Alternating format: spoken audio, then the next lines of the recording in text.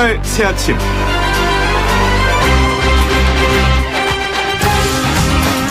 가족 증인 채택 문제로 청문회가 무산되자 조국 후보는 전격적으로 기자간담회를 가집니다. 국민들을 향하여 자신이 하고 싶은 말을 쏟아낸 거죠. 동생을 제외한 나머지 증인은 모두 포기할 테니 청문회를 하자 뒤늦게 자유한국당이 나섰지만 여당은 이를 받지 않습니다. 설명이 충분했다는 평가와 미흡했다는 평가로 갈리긴 했지만 조국 후보자 입장에서는 어느 정도 선방했다고 생각할 것 같습니다. 한국당은 조 후보자 주장이 잘못되었다며 이에 반박하는 기자간담회와 국정감사 그리고 특검 추진 계획을 밝히기도 했습니다. 하지만 결국 검찰 수사 결과가 나와봐야 누구의 주장이 맞는지 확인될 겁니다. 누구든 자신의 주장에 상응하는 책임을 졌으면 좋겠습니다. YTN 라디오 노영의 출발사 아침 지금부터 시작합니다.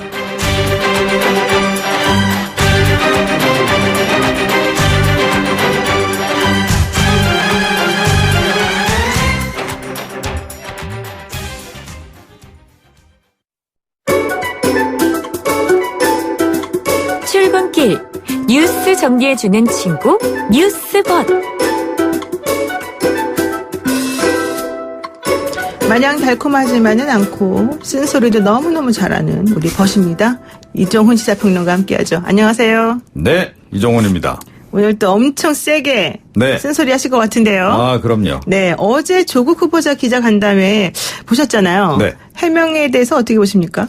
핵심 의혹은 해명이 하나도 안 됐다라고 봅니다.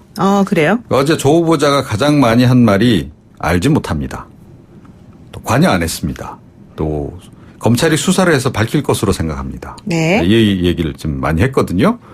자, 핵심 의혹에 대해서 이제 내놓은 답변을 보게 되면 우선 딸 관련 의혹. 단국대 논문 1저자로 이 딸이 등재된 것과 관련해서 단국대 장영표 교수 연락처를 자신도 모르고 아내도 모른다. 네. 또 서울대 환경대학원에서 장학금 받은 경위도 모른다. 신청한 적도 없는데 받았다. 자신은 장학회를 비롯 누구에게도 연락하지 않았다. 부산대 의전원 장학금도 해당 교수에게 연락하거나 부탁한 적이 없다. 당시 알았다면 받지 않도록 했을 것이다. 사모펀드 투자는 아내가 오촌 조카에게 자문을 받아서 한 것이다. 오촌 조카는 장손이라 제사 때 1년에 한 번 정도 볼 뿐이다. 자신은 사모펀드 자체가 뭔지를 알지 못한다. 처남이 주주라는 것도 이번에 처음 알았다. 웅동학원 이사로 제대로 대응하지 못한 부분은 배임이 아니고 성실 의무 위반이다. 학교 이전비 명목으로 동남은행 35억 원 빌린 부분에 대해서는 또 설명 생략. 이랬습니다. 네. 상식적으로 좀 납득이 가지 않는 대목이 좀 여러 군데 나온다는 거죠. 우선 그 한영외고 학부모 모임에서 단국대 장 교수를 한두 번 만난 것 같다고는 얘기를 했어요. 자, 그런데 장 교수를 비롯해서 그 부인까지 전화번호를 이제 아예 모른다라고 이제 이야기를 했는데 대체로 그 외국어 고등학교의 학부모 모임에 참석할 정도로 열성적인 부모들끼리는 기본적으로 연락처를 주고 받습니다. 왜? 정보 교류가 필요하거든요. 필수적이거든요. 어떻게 보면. 저 외고 나왔거든요. 제 딸도 외고 나왔습니다. 네, 근데 아닐 수도 있죠. 네. 그리고 서울대 경우 장학금은 본인이 신청해야 일단 지급하는 거로 저는 알고 있습니다. 네. 그런데 신청한 적도 없는데 그냥 줬다. 이게 좀 납득이 안 가고 재학생 모두에게 주는 경우 이런 경우라면 몰라도 좀 이해가 안 가는 대목이고 이건 서울대 측에서도 누가 지금 추천을 했는지도 모른다는 거 아니겠어요? 네. 네. 또 부산대 의전원도 이 장학금은 제 상식으로는 부산대도 이 국립대학 아닙니까? 기본적으로 학생이 신청을 해야 지급을 하는 거로 저는 알고 있는데 이게 어떻게 된 영문인지 그러니까 신청도 안 했는데 찾아서 줬다. 그런 것을 청탁성 말고는 어떻게 우리가 달리 해석할 길이 있겠는가 그런 부분이 있고요. 또 자신도 자주 만나지 않는 오촌 조카에게 부인이 굉장히 중요한 투자 문제를 상의를 했다. 예. 자, 그런데 남편한테 그 오촌 조카가 하는 일이 뭐야? 믿어도 돼? 이런 얘기를 기본적으로 물어보지 않나요? 네. 이게 이 부분도 좀 납득이 안 가는 그런 대목이죠. 그러니까 조 후보자에게 물어보지도 않고 아내가 그냥 오촌조를 신뢰를 해서 이렇게까지 다 했다라는 게. 네. 예, 그리고 이제 웅동학원 관련해서도 이사로 제대로 대응하지 못한 부분, 뭐 배임이 아니라 성실 의무 위반이라고 얘기를 했는데 그 말이다. 뭐 이런 얘기도 나오고 있습니다. 네, 2044 쓰시는 분께서 조국 후보가 1년에 한 번 보는 오촌한테 10억을 입금하고도 어디 투자하는지 몰랐다는데 이게 상식이 통하는 나라인가요? 이렇게 물어보시고요. 또 5151 쓰시는 분께서는 대학 교수가 펀드를 모른다니 어이가 없네요. 100만 원을 투자해도 자세하게 알아보는데 어찌 전 재산을 약정하면서 뭐 이런 얘기 하셨습니다. 펀드 관련해서는 사실 모르는 사람들이 많은 것 같아요. 그렇지 않습니까? 잘 아십니까? 펀드요? 네. 직장인들은 대부분 알죠. 왜냐하면, 그래요? 그러니까 자기가 직접 이 주식 투자를 하기엔 시간도 없고 정보도 없고 네. 하니까 좀 그러니까 여유 자금이 기본적으로- 생기면 네네. 은행에 뭐 해봐야 좀 이자율도 낮고 하니까 최근에는 펀드에다 많이 투자를 하죠. 하긴. 그러니까 기본적으로 이제 어제 설명 중에서 펀드 투자 관련된 설명이 미흡했다고 많이들 생각하시는 것 같다. 그렇죠? 네. 두 번째, 어제 기자들 질문 수준도 좀 약간 논란이 된 것 같아요. 네. 뭐 제가 언론사 출신 아닙니다. 언론사를 딱히 대변해야 될 그런 뭐 입장은 아닌데 어제 기자 간담회는 기본적으로 기울어진 운동장이었다라고 저는 생각을 해요. 왜냐하면 네. 기자들이 통상적으로 가장 바쁜 시간이 언제냐. 기사 송고를 해야 하는 2시부터 4시 사이입니다. 부장급 데스크도 그때가 가장 바빠요. 저는 어저께 뭐 부장급 이런 데스크들이 참석을 했더라면 뭐 양상은 상당히 달라졌을 거다라고 생각합니다. 전체적인 흐름도 알고 맥도 알았으니까. 자, 그런데 12시에 3시부터 기자 간담회 하겠다라고 하면 어떻게 되겠습니까? 상대적으로 좀 덜 바쁘거나 뭐 경험이 부족한 뭐 신입 기자, 말진 기자 이런 사람들을 보낼 수밖에 없다는 거죠. 언론사 입장에서는. 자, 주요 언론사 경우에 조 후보자 지금 전담팀을 뭐 구성하기도 했다고 하는데 아마 그 전담팀은 한창 취재 중이었을 겁니다. 기사 작성 중이거나. 자, 그래서 사실은 언론사 쪽에서 하루 뒤인 오늘 하자 이렇게 제안했는데 그건 또 거절을 했죠. 예. 그리고 당초에 더불어민주당은 출입 기자들만으로 여당 출입 기자들만으로 기자 간담회를 하겠다라고 또 얘기를 했습니다. 이것도 이제 항의를 하니까 이제 풀긴 했는데 그렇다고 해서 뭐 이 가용 자원이 많지 않은 언론사 입장에서 뭐 기자들을 대고 보낼 수도 없었을 것이고 결국 뭐 제가 보니까 여당 출입 기자들 위주로 주로 참석을 한 것 같고 또 장소도 굉장히 협소하더라고요. 그래서 많은 기자들이 참석하는 것이 좀 구조적으로 어려운 그런 그 상황이었다. 또 추가 질문도 못하게 했고 또 조 후보자가 답변을 잘 알지 못한다. 검찰 수사로 밝힐 거로 생각한다. 관여한 바가 없다. 이렇게 이야기를 하면 추가 질문해도 뭐 답이 안 나올 게 뻔한데 기자들이 질문을 할 수가 있겠습니까? 네. 자, 그런 상황들도 좀 생각을 우리가 함께 해야 한다라고 보고요.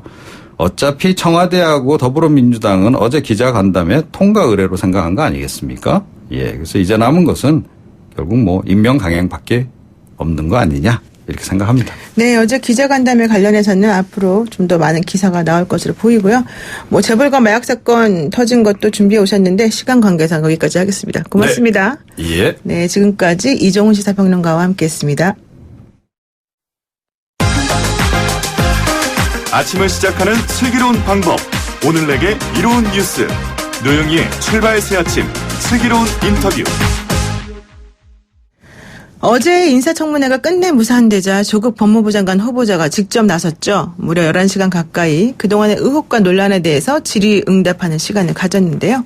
이에 대해서 여야 평가가 갈리고 있고 국민들의 의견도 많이 다릅니다.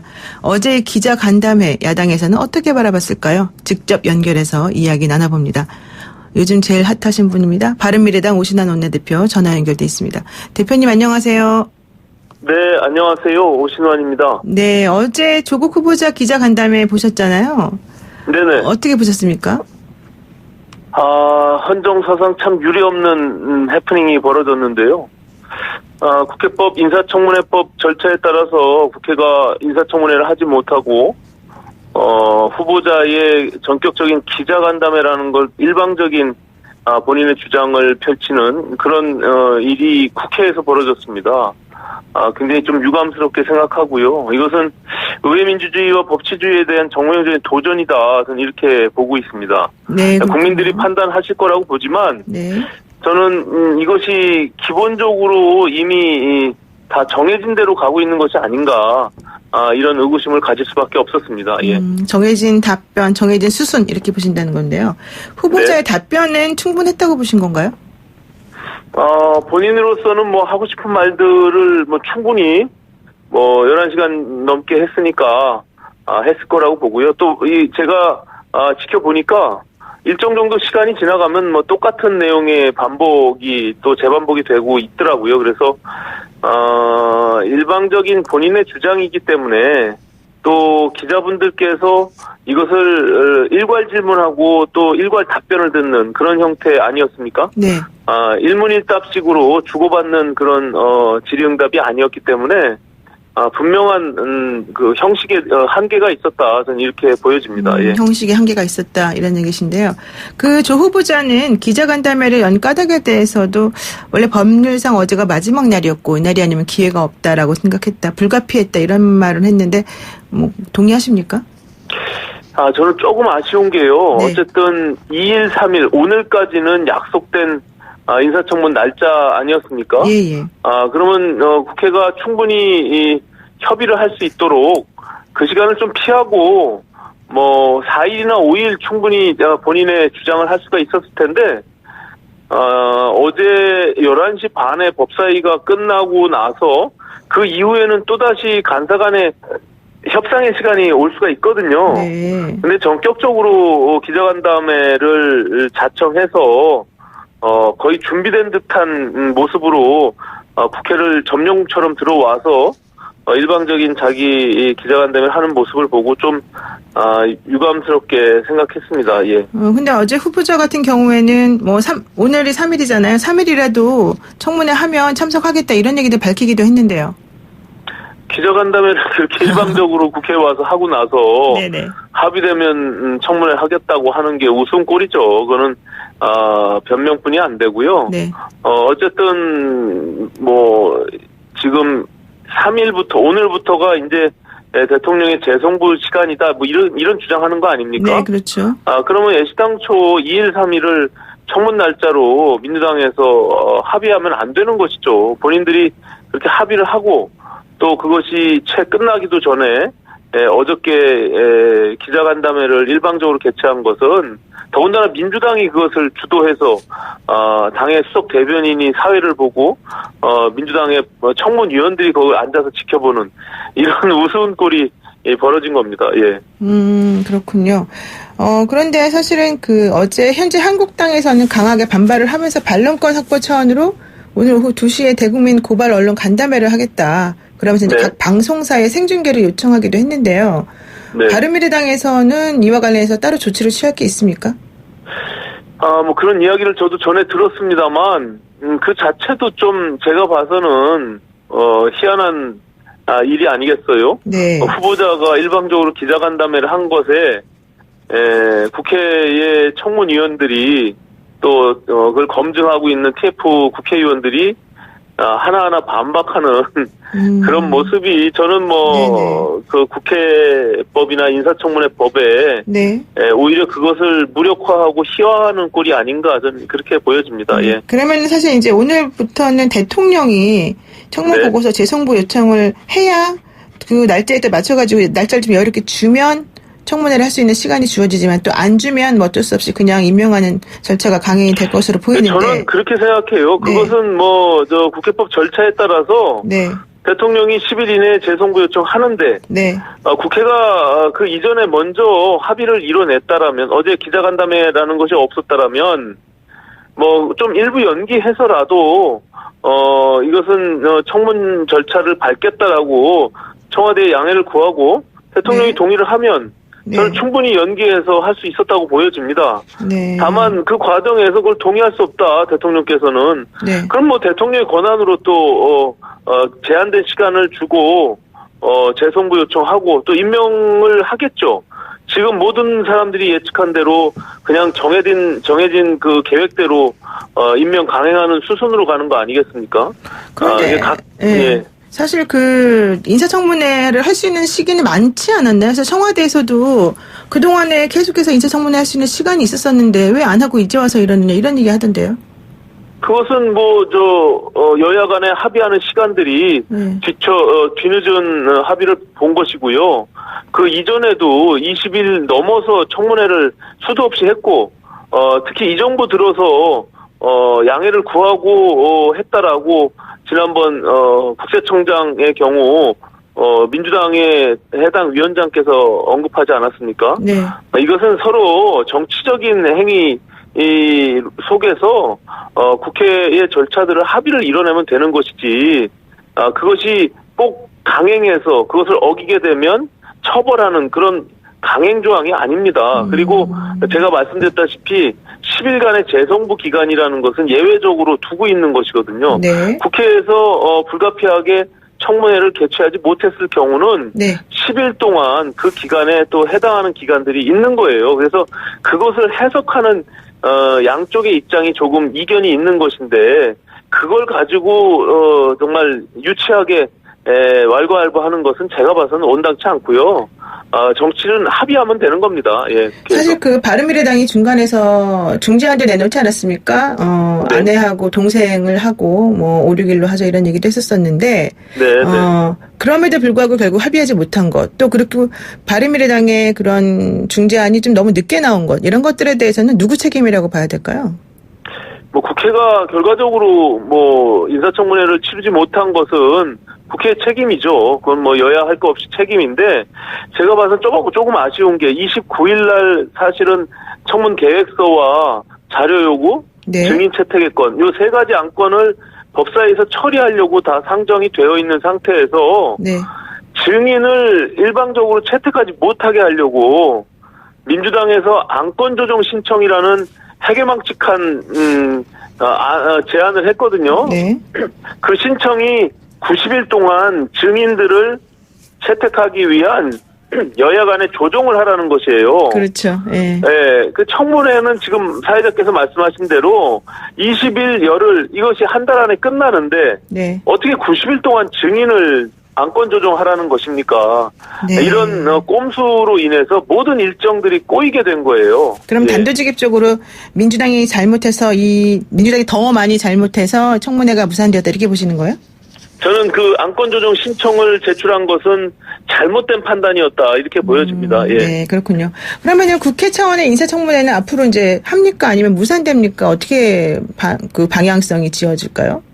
저는 개최될 확률은 그렇게 높지 않지만, 네. 전격적으로 좀, 여야가 지금과 같이 희화화된 국회는, 인사청문회를 법과 절차에 따라서 해야 되는 것이지, 전무후무하게 또 이런 전례를 남기게 되면, 저는 국회 헌정사상 좋지 않은 오점을 남기는 것이다. 이렇게 보여집니다. 그래서, 인사청문회를 여전히 하는 것이 저는 바람직하다. 네. 이렇게 보고 있습니다. 예. 그리고 대통령이 이제 순방에서 돌아오면서 전자결제를 통해서 혹은 돌아와서 결제를 통해서 임명할 것이라는 수순이 이제 남아있다 이렇게 보는 입장들이 많은데요. 결국 네. 청문회가 열리지 못하고 조국 후보자 임명이 이런 식으로 강행이 된다면 바른미래당 입장에서는 어떻게 앞으로 하실 계획인가요? 일단은 지금 여러 가지 나온 의혹들만 해서도 저는 조국 후보자가 진즉에 사퇴를 했어야 된다 이렇게 보여집니다. 네. 지금 검찰이 대대적으로 이렇게 압수수색을 하고 피의자 신분으로 법무부 장관이 되는 것은 저는 그것 또한 정부의 큰 부담이고 네. 국민들로서도 쉽게 납득하기가 어려운 지점이거든요. 그렇기 네. 때문에 네.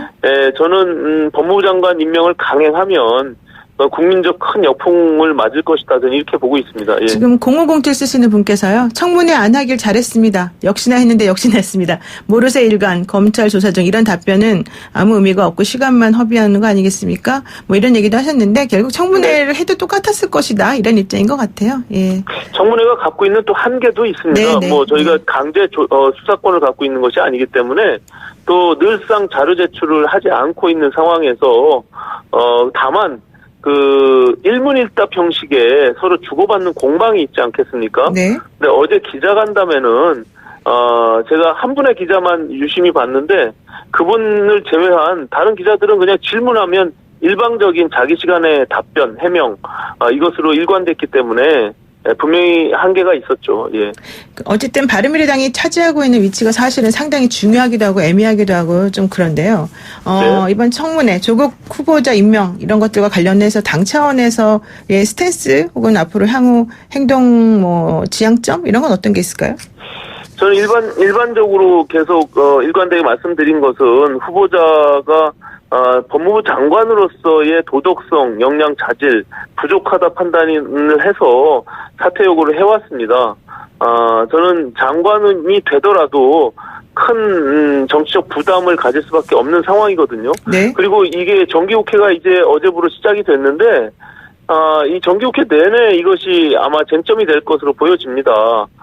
특히 법사위에서는 국정감사를 해야 되는데 임명을 강행한 후에 이 법무부 장관을 상대로 국정감사를 해야 되는 거 아니겠습니까? 네.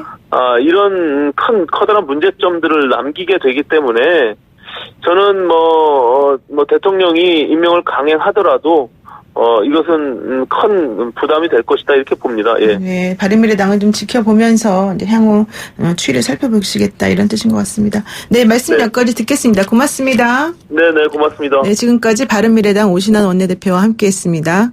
잠시 후 2부에서는요 더불어민주당 이재정 대변인과 함께합니다.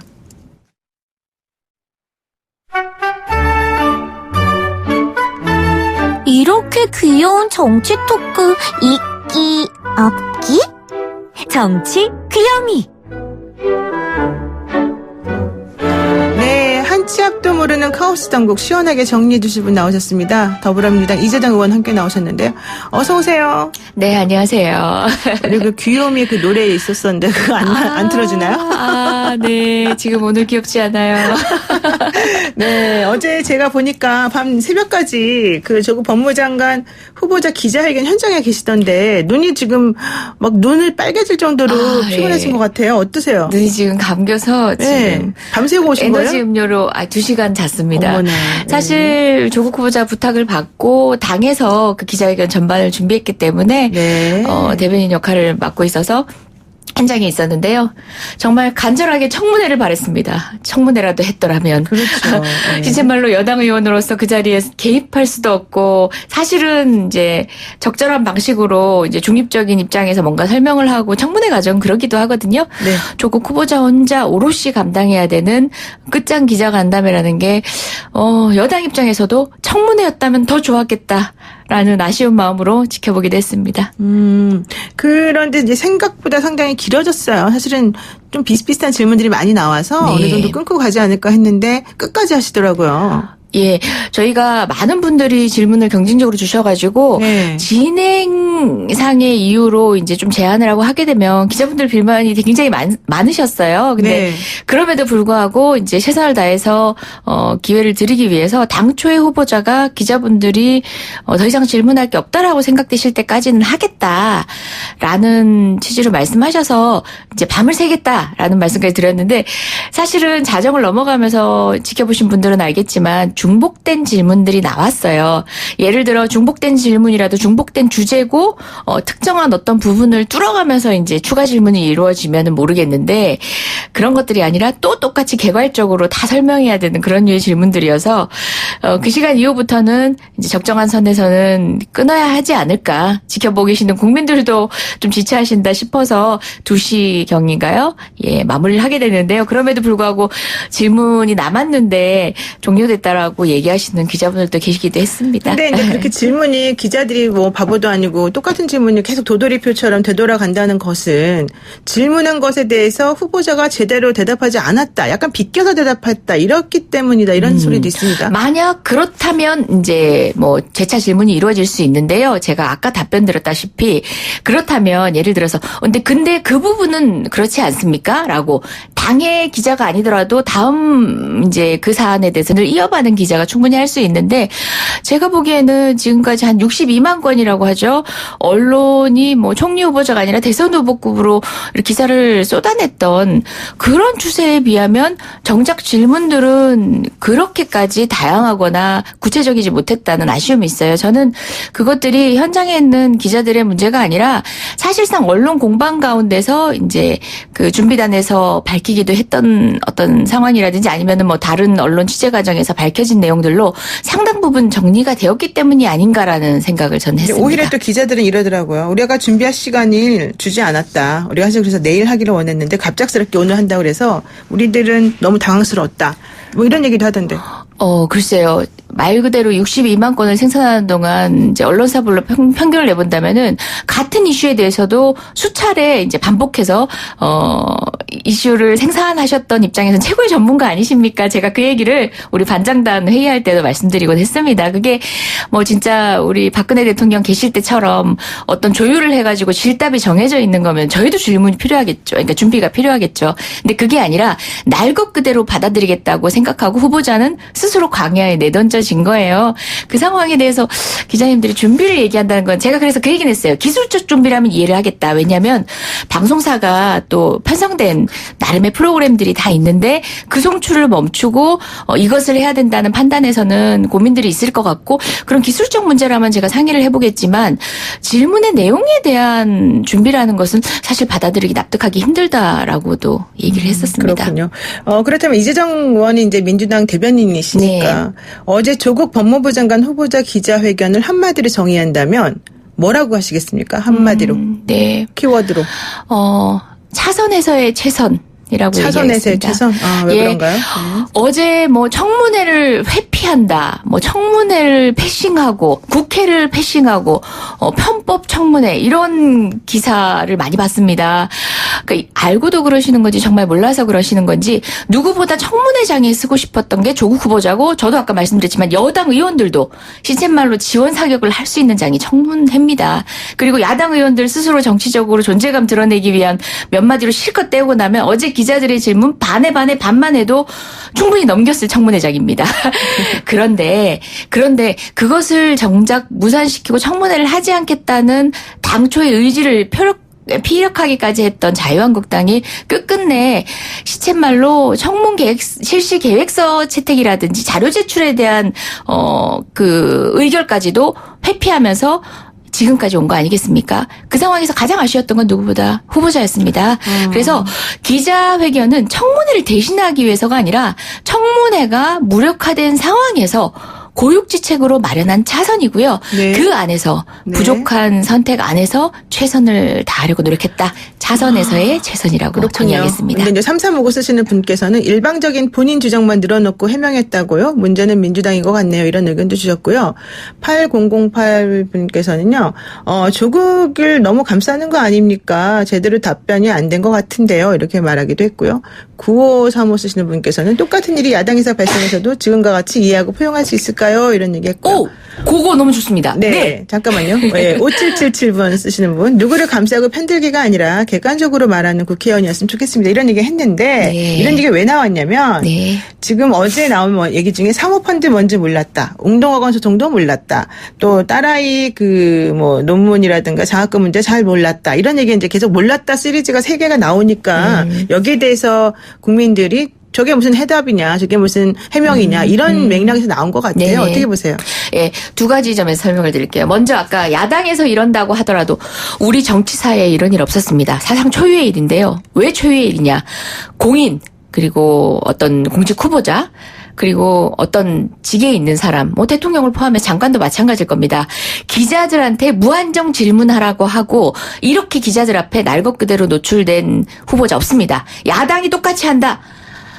그렇게 하셨으면 좋겠습니다. 만약 의혹이 있는 상태에서 황교안 총리가 그런 의혹 가운데 있었을 때 기자들한테 이런 자유 질문을 허용하고 서로 이렇게 포괄 질문, 그다음에 이제 쭉 답변을 하는 이런 시간이라도 기자들에게 이런 걸 허락하는 장에 나오셨다면 박수를 치죠. 어느 누구도 이랬던 적이 없는 어마무시한 어떤 장에 던져진 겁니다. 네. 그래서 그것에 대해서 일방적이다라고 판단하시는 거는 균형감을 가지고 그간의 국회 청문회장을 함께 비교를 해보신다면 후보자가 얼마나 대단한 각오를 했었는지 그리고 얼마나 힘든 과정을 사실은 감수를 했는지는 느끼실 겁니다. 그다음에 하나 몰랐다 3이라고 했는데요. 후보자가 몰랐다라는 대답을 했다는 것을 찬찬히 들여다보실 필요가 있습니다. 후보자가 당시 투자하던 당시에 사모펀드가 어떻고 투자의 경위가 어땠는지 후보자가 알았다 몰랐다가 사실은 사실에 대한 증언일 수 있습니다. 그 상황에서 소위 뭐 와이프의 어떤 투자 계획에 대해서 후보 당사자가 몰랐다라고 할 때는 예를 들어 돈이 거기에 가는 것조차도 몰랐다가 아니라 구체적인 운영 과정에 대해서는 후보자가 정말 몰랐을 수 있습니다. 그리고 사모펀드라는 게 굉장히 복잡한 것이기 때문에 사실상 투자에 관여하는 사람한테 얼마만큼 설명을 했느냐 자체도 더 투자를 받는 운용사 측에 이제 확인해 볼 필요도 있는 것들이고요. 통상은 충분한 설명이 못 되는 경우도 사실 많거든요. 평소에 관심 가지던 사람들 아니면.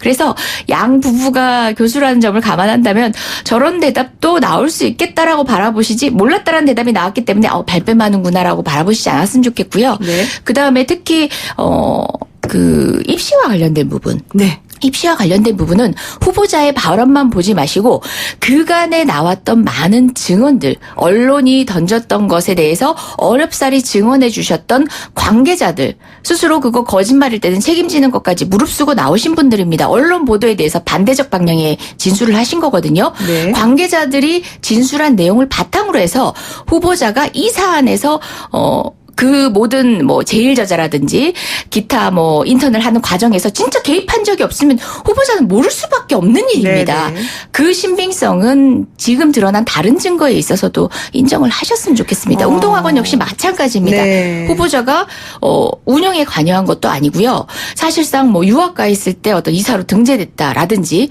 본인하고의 법률 관계가 아닌 가족의 법률 관계 모르는 게 어쩌면 당연한 건데 안다고 덤벼들면 오히려 수사기관에 그렇게 얘기했을 겁니다. 혹시 이번 사건의 즈음에서 들은 얘기인가요? 아니면 그 당시에 알았던 얘기인가요?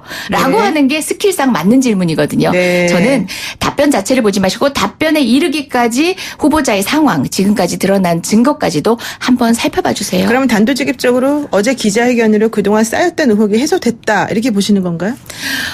사실상 어디까지를 원하시는지 이 사건과 관련된 후보자와 관계없는 모든 것의 진실을 다 원하셨다라고 한다면 그것은 국회도 권능이 없고 오로지 수사 권능으로 밖에는 할 수 없는 일입니다. 하지만 저희가 지금 하려는 것은 조국 법무부 장관 후보자의 마땅한 어떤 도덕성이라든지 능력을 가지고 있느냐고 조국 후보자의 가족까지도 포함한 포괄적인 어떤 사실관계를 파악하고자 하는 것이 아니잖아요. 저는 조국 후보자의 검증의 목적과 본래적 의미를 되새기면서 살펴본다면 조국 후보자가 법무부 장관 후보자의 자격이 있는지 여부에 대해서 판단할 정도는 이르지 않았나 생각하겠습니다. 그래서 5777 쓰시는 분이 계속 본인이 모를 수밖에 없고 몰랐다고 할 것이기 때문에 그 가족이든 뭐든 핵심 당사자를 증인으로 신청했던 건데 민주당이 그 당사자 증인을 거부해서 전국에 꼬인 거 아니냐 이제 이런 얘기를 보내주시기도 했고요. 그리고 또 하나는 4498 쓰시는 분께서는 몰랐다는 답변을 하려고 기자회견을 한 건가요? 이런 얘기를 또 하기도 했단 말이에요. 그러니까는 기본적으로는 몰랐다라고 하는 답변에 대해서 조금 우리는 불만이다 이런 얘기들이 많이 있으신 것 같고 또 하나는 가족증의 문제를 니네가 조금 대승적으로 오케이 했어야 되는 거 아니냐 이런 얘기인 것 같은데 어떠세요? 가족증의 문제 같은 경우는. 저는요. 어제가 청문 법정 기한인데 오늘까지 날짜를 잡았다는 것조차도 이것은 국회가 할 수 없는 권능의 남용을 한 거거든요. 네. 우리 여당 간사님께 잡았지만 저는 거기에 유감이었습니다. 네. 청와대도 유감의 입장 표시를 했잖아요. 가족 증인 역시 마찬가지입니다. 보충성을 가지고 있습니다. 그리고 이때까지 가족 증인 나온 적 없습니다. 법무부 장관 후보자뿐만 아니라 모든 장관에 털어서 다만 총리 후보자 정말 흑백 사진으로 찾을 수 있는 정도의 김학식 총리도 나왔었죠. 김학식 총리 네. 당시라든지 김태호 총리 어떤 법률 관계에 직접 당사자였던 경우입니다. 정말 예외적인 일이고 이것들을 허용하기 시작하면 청문회는 가족 모욕 주기로 흐르게 됩니다. 그래서 지금 관행을 만들면 안 된다고 아까 오신환 의원님이 얘기하시던데요. 이것이야말로 절대적으로 사수했어야 될 관행이고 가족과 조국 후보자의 연관성을 입증하지 못하는 한 법률도 법률도 그와 같은 방식의 가족증의까지 허락하고 있는 것이 아닙니다. 네. 그 행간은 분명히 따져서 제도를 활용해야 합니다. 그래서 나경원 대표가 막판에 부인, 딸, 모친 가족 증인 모두 양보하고 동생만 할 테니 하자 이래도 안 받았다. 그 이유가 나오는 거군요. 그걸 저번 주에 하셨어야죠. 그 진정성과 뭐 그 진위에 미리 했어야 대해서 된다. 의심하시는 네. 분들 굉장히 많은데요. 그걸 네. 떠나서 어제 하시면 국회가 권한이 없는데 왜 이렇게 남용을 부리십니까? 국회가 권한이 없습니다. 국회는 어제까지만 청문회할 권한이 있고요. 또다시 하려면은 대통령을 설득해서 해야 되는데 이때까지 대통령하고 여당은 별개의 것이다. 다른 의견을 내라고 주문했던 야당이 할 말이 아니죠. 대통령한테 우리 이렇게 국회가 협상할 거니까 수권을 달라? 여당으로서도 오만한 것입니다. 인사권자의 인사권한 존중하고 국회 권한 내에서 최선을 다해서 했어야죠. 왜 의무를 방기하고 그제 와서 본인도 권한이 없고 더불어민주당도 처분할 권한이 없는 협상안을 내놓습니까? 본인도 법률가시면서 너무하는 것 같습니다. 네. 자유한국당에서는 그래서 오늘 오후 2시에 같은 장소에서 조국 법무부 장관 후보자의 거짓과 선동, 대국민 고발 언론 간담회를 열겠다. 그리고 청문회 대책 TF 소속 의원들이 나와서 거짓말을 반박하겠다. 특히 사모펀드 관련해서 김도읍 의원 같은 경우에는 명백한 거짓말이 있다. 이런 얘기를 어제 하기도 했어요. 그래서 네. 그런 것들에 대해서는 그 민주당에서는 어떻게 지금 대처하실 겁니까? 왜 청문회를 안 하셨어요? 청문회 가족들 빼고도 입시 관계자 4-5명 증인 신청하셨고 네. 사모펀드 관련해서도 정작 운영할 수 있는 그 역할을 하고 있었던 네, 사람들이 네. 다 증인 신청됐었습니다. 네, 네. 청문회를 하셨어야죠. 그리고 어제 공문을 보니까 시간이 본인들이 사실상 필요한 시간이 아니라 조국 후보자가 생중계한 시간과 똑같은 시간, 동일한 시간이라고 했습니다. 이거는 그냥 우리에게도 카메라 주십시오 하는 어떤 떼쓰는 것에 불과해 보입니다. 정작 국회를 무력화시킨 자유한국당이야말로 반성하십시오. 네. 청문회, 국회 청문회 누구보다 간절했던 후보자와 그리고 그 청문회 현장에서의 검증을 보고 싶었던 국민께 사과하십시오. 네. 그 검찰 수사 진행 관련해서요. 조국 후보자가 자신이 장관에 임명이 된다 하더라도 취임 직후에는 검찰 수사를 받을 수 있는 거 아니겠습니까? 그럴 때 이제 가족과 관련된 어떠한 보고도 받지 않겠다 이런 얘기도 하긴 했는데 네. 지금 수사가 진행되는 상황이기 때문에 특히 후보자의 운신의 폭이 조금 제한되지 않을까 이런 걱정하는 사람들 많이 있습니다. 네. 어떨까요?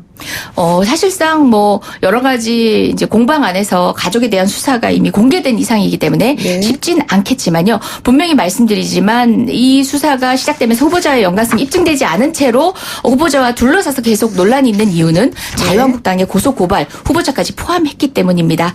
예, 저는 후보자가 지금 공직 후보자에 마땅한지 아닌지에 대한 국민적 판단에 맡기고요. 네. 향후 우리 대통령님의 재정부 요청 기간 여하에 따라서 여러 가지 이제 다른 판단은 인사권자에게 맡겨져 있다고 생각합니다. 좋습니다. 네. 예. 오늘 여기까지 말씀 듣겠습니다. 말씀 너무너무 잘하십니다. 어제 고생하셨는데도 전혀 티도 안 나고. 예, 들어가서 에너지 잘 음료로 쉬십시오. 버티고 있습니다. 예, 고맙습니다. 예, 지금까지 더불어민주당 이재동 의원과 함께했습니다. 고맙습니다. 네, 고맙습니다. 네.